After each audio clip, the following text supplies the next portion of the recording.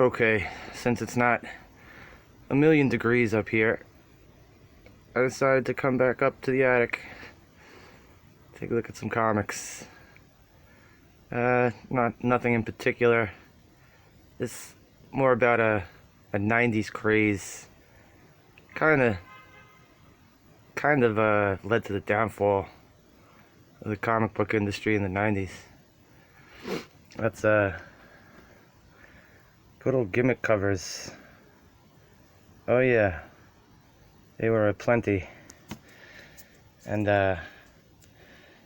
me being a silly little kid, I had to get them all, didn't I? Mind you, this is only a small amount of the gimmick covers I had. I still have. You know, sometimes you trade stuff to your friends, you trade stuff back to you. Sometimes you lend stuff out to your friends, and you never get it back. But yeah, Marvel was notorious. Marvel was notorious with these gimmick covers.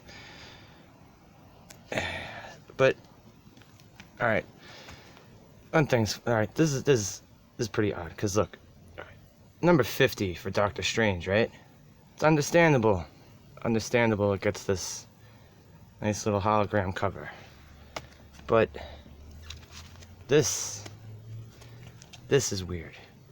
For a number 37, why does an issue number 37 get this fancy gimmick cover? For number 19, a number 19 gets a fancy gimmick cover.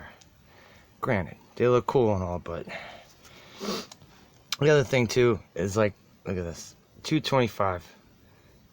This is back in the era where comics were $1.25 max, regular issues anyway.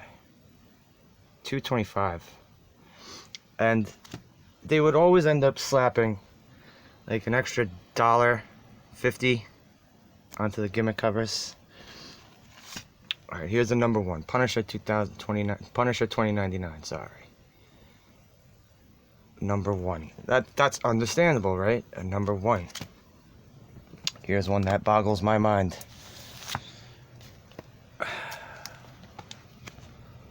Wildcats number 2. A number 2 with the gimmick cover.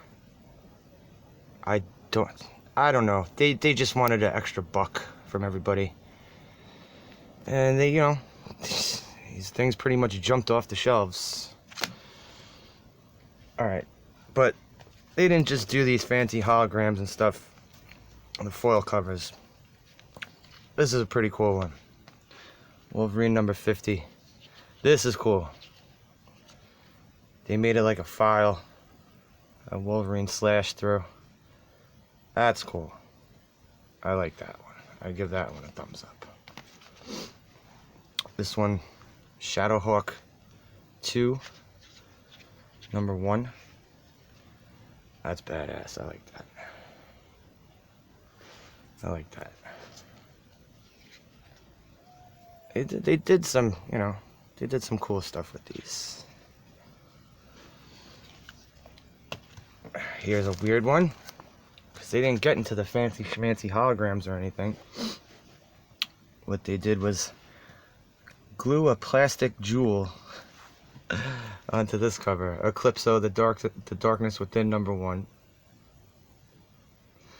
It's cool, but you know, you can't really put this in your long box without ruining some of the other comics.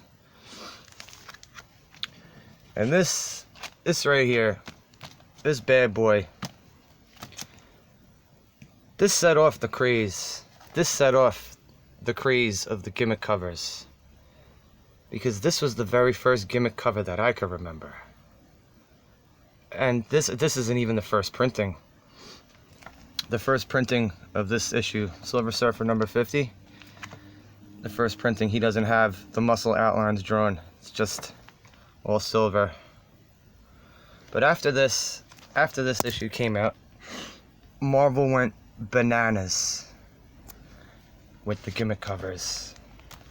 And DC soon followed suit.